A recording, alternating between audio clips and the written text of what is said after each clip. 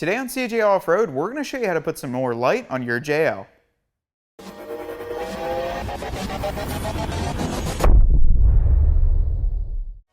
If you're looking to add some more light to your brand new JL Wrangler, then today we're going to be installing a set of these rough country lower windshield light brackets with their Black Series LED lights fitting your brand new 2018 Jeep JL Wrangler.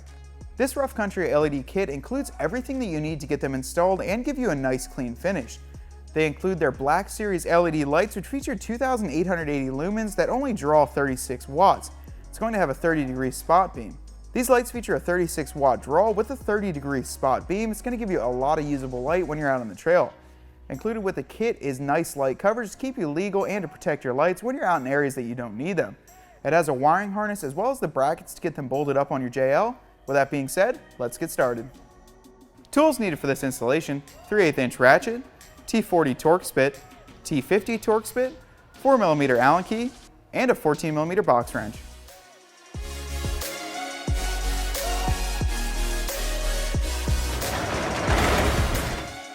We're going to start this installation at the driver's side front pillar. Since the JL doesn't have windshield bolts, we're going to have to remove a few different bolts to get the brackets mounted.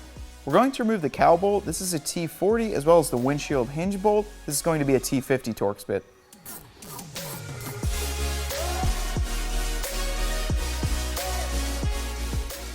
Grab one of the included spacers that comes with the kit, set it back here.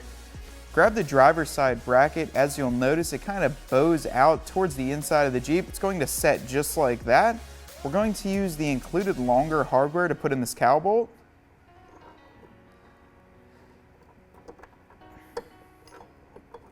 Just get it started a couple threads. Then use the factory windshield hinge bolt to go into this bracket. We're going to use a T50 Torx bit to get this tightened up, and for the new bolt, it's going to be a 4mm Allen key.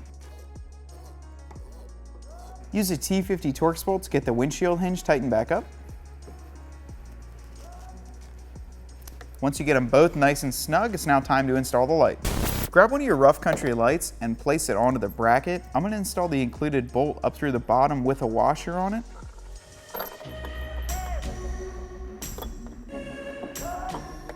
You might notice that this is the backwards way of putting the bolt through. However, with this JL bracket, if you were to put the stud downwards, it would interfere with the paint and scratch it up. Get the lights mocked up to where you want them. I like mine kind of facing towards the front with a little bit of angle towards the outside. Use a 14mm box wrench underneath. Get it tightened up.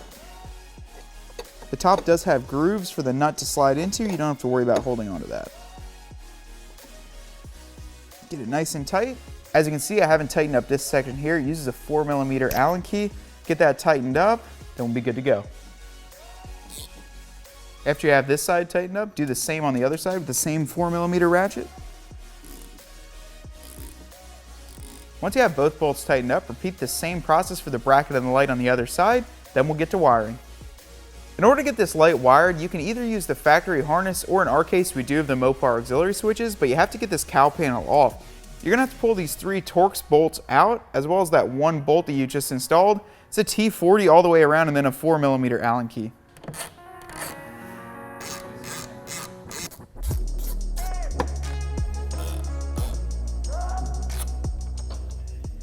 Grab towards this front corner, and then just slide it right out towards you. Be careful not to hit the bottom on that bracket.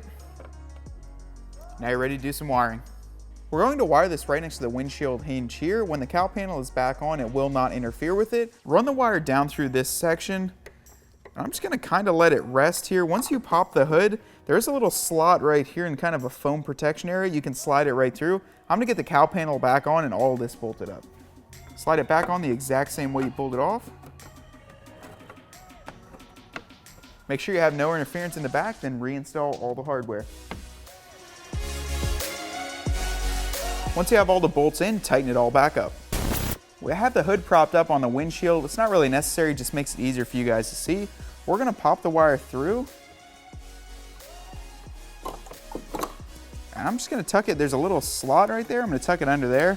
Get all the wiring run. We're actually going to plug this into our Mopar auxiliary switch system, get everything wired up.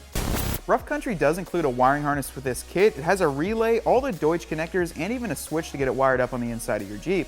We do have the Mopar auxiliary switch system. That's what we're going to wire it up to. However, you can do it with the included kit. After you have them wired up, either with the included harness or with the Mopar auxiliary switch, we're going to see how they look. They look pretty bright, give a nice crisp output onto the wall. It's a spot pattern. Overall, it only took me about an hour to get them installed, and you only need basic hand tools. You can find them here as well as many other great parts for your brand new JL at cjponyparts.com.